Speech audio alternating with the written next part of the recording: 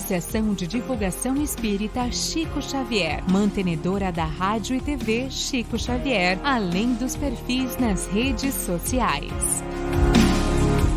Então, na noite de hoje, nós temos o nosso companheiro Genils, que veio de terras pernambucanas, né? Veio a terra do maior São João do mundo, né? Modéstia à parte, mas é de muita alegria tê-lo aqui conosco, e nesse instante vamos passar a palavra a ele. Que Jesus abençoe a todos nós.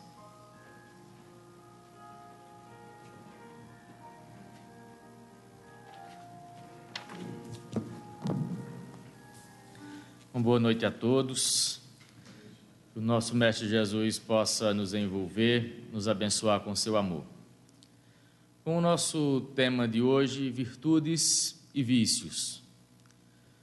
Nós não vamos elencar todas as virtudes, tampouco todos os vícios, mas falar de virtudes e vícios no sentido geral, de virtudes como sendo tudo aquilo que é bom, tudo aquilo que eleva, tudo aquilo que harmoniza, que conduz a um caminho de paz, que conduz a um caminho de amor, que favorece o desenvolvimento espiritual. E falar dos vícios como o antônimo disso, como tudo que é contrário a essas virtudes, como aquilo que destrói a alma, aquilo que nos joga em profundos abismos morais, que dificulta a nossa escalada, a nossa ascensão evolutiva.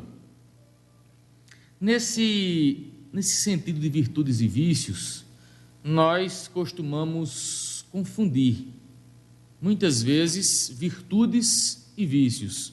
É uma relação muito complicada, porque a gente vem ao longo de muitas dezenas de milhares de anos, se deparando com isso, com a conquista lenta, paulatina, progressiva de algumas virtudes, porque é o que a gente não tem ainda de verdade, tentando combater aquilo que está arraigado na nossa natureza, de espíritos que fomos criados simples e ignorantes, precisando alcançar a luz. Então, para poder alcançar a luz, é preciso já vencer as próprias trevas da própria ignorância. Então, o que nós temos para conquistar, na verdade, são as virtudes. E confundimos porque nós não temos virtudes completas. Nenhum de nós, encarnados nesse planeta Terra, tem virtudes completas. Nós temos virtudes parciais. Então, nós temos um pouco de conquista de humildade, mas será que nós somos humildes? Quanto de humildade existe em nós? E quanto de orgulho existe em cada um? Quando a gente faz a análise de onde a gente começou, quando a gente coloca o nosso pé lá na ancestralidade, e a gente pensa onde deve colocar os dois pés na ascensão espiritual, quando a gente vai alcançar, atingir o status de espírito superior, o que é que a gente pode imaginar? Que a gente está muito mais próximo do início do que do nosso destino, que é a alta esfera da espiritualização.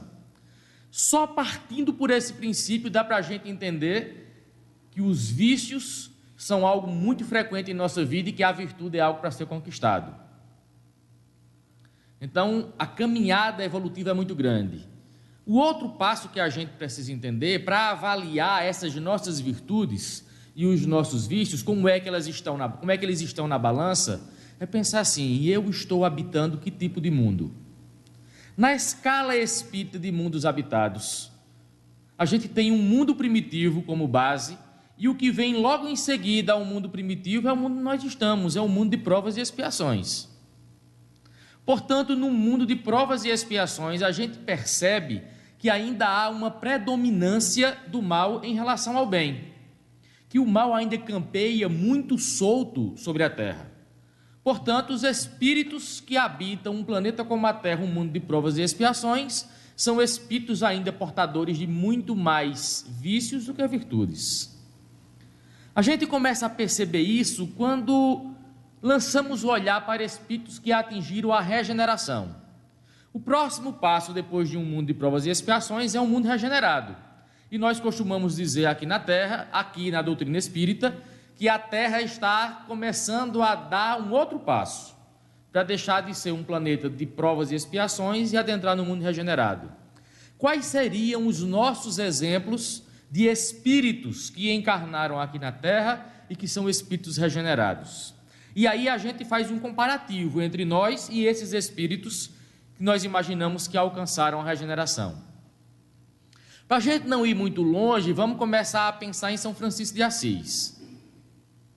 São Francisco de Assis é um desses exemplos que atingiu o processo de regeneração.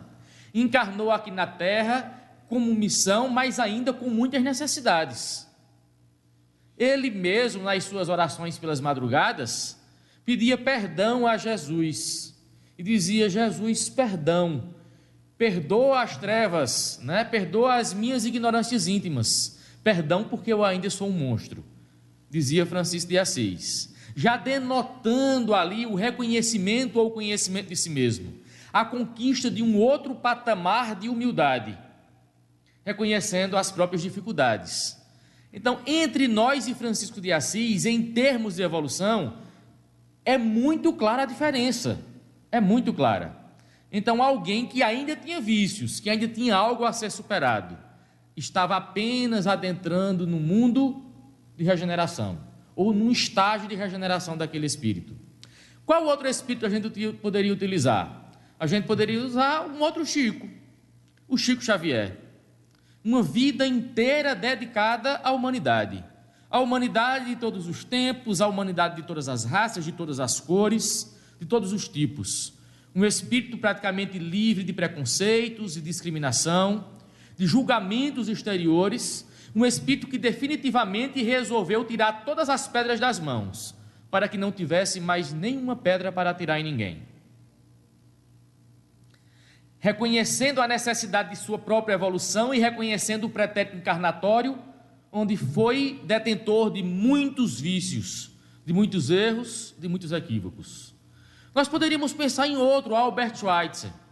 Nós poderíamos pensar em Eurípides Bassanufo, em Bezerra de Menezes, em Irmã Dulce, Teresa de Calcutá, espíritos que estavam um pouco à frente de nós, como Gandhi, Martin Luther King.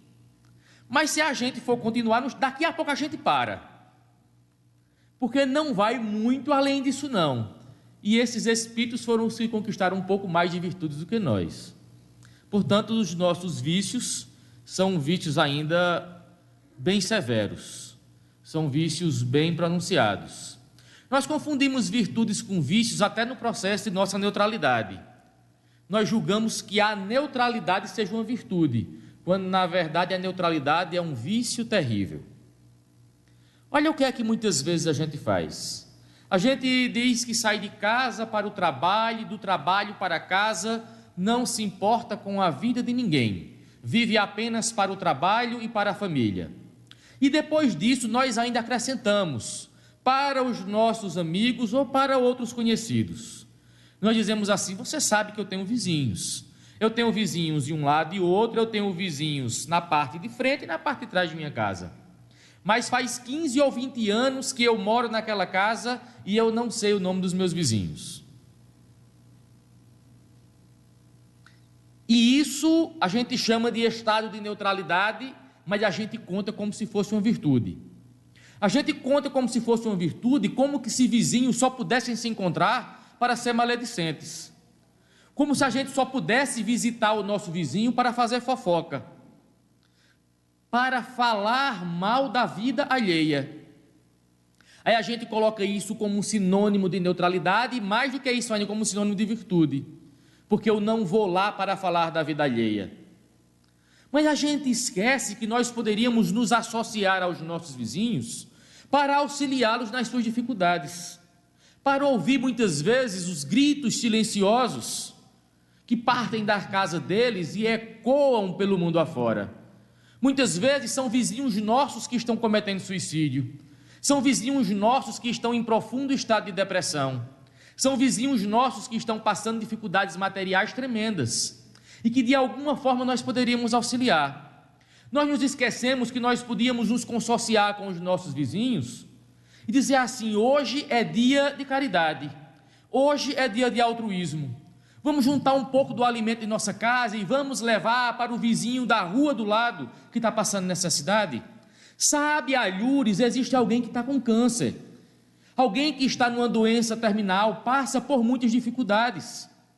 Que hoje seja o dia de nós passarmos a noite prestando assistência.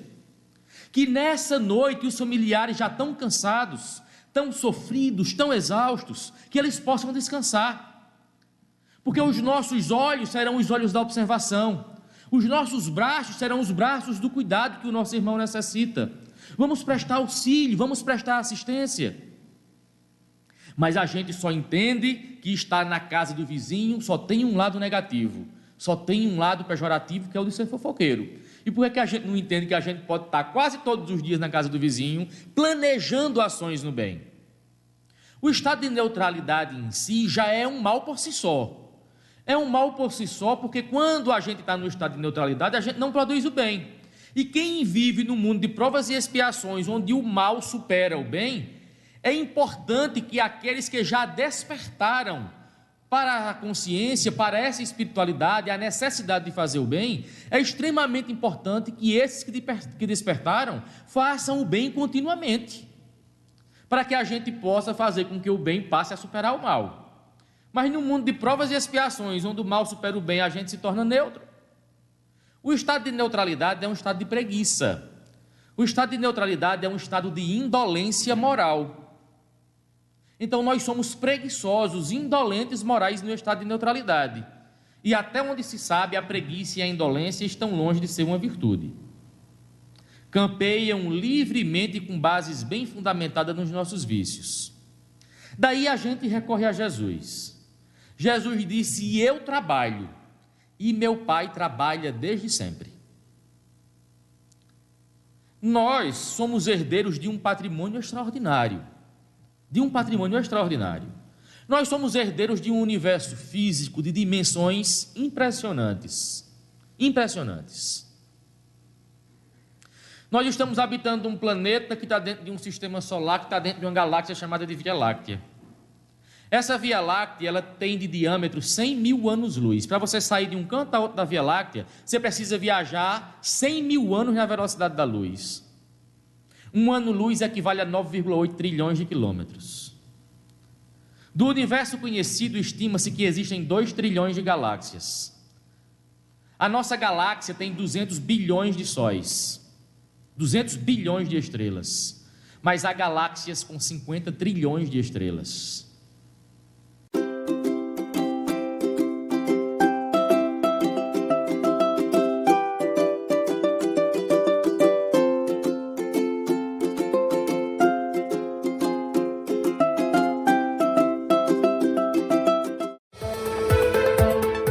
Baixe o aplicativo da TV Chico Xavier. É grátis.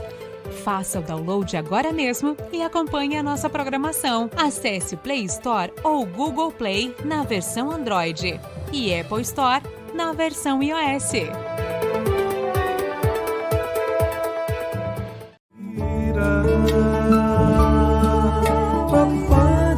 A TV Chico Xavier está também nas redes sociais. Acesse facebook.com/TV Chico Xavier, instagram.com/TV Chico Xavier e youtube.com/TV Chico Xavier.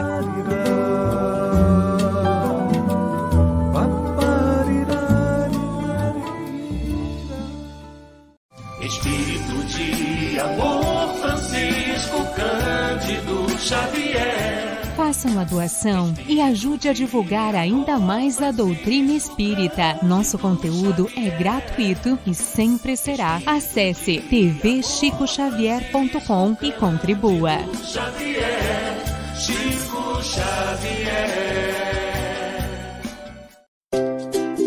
Associação de Divulgação Espírita Chico Xavier, fundada em 2 de abril de 2018, Campina Grande, Paraíba.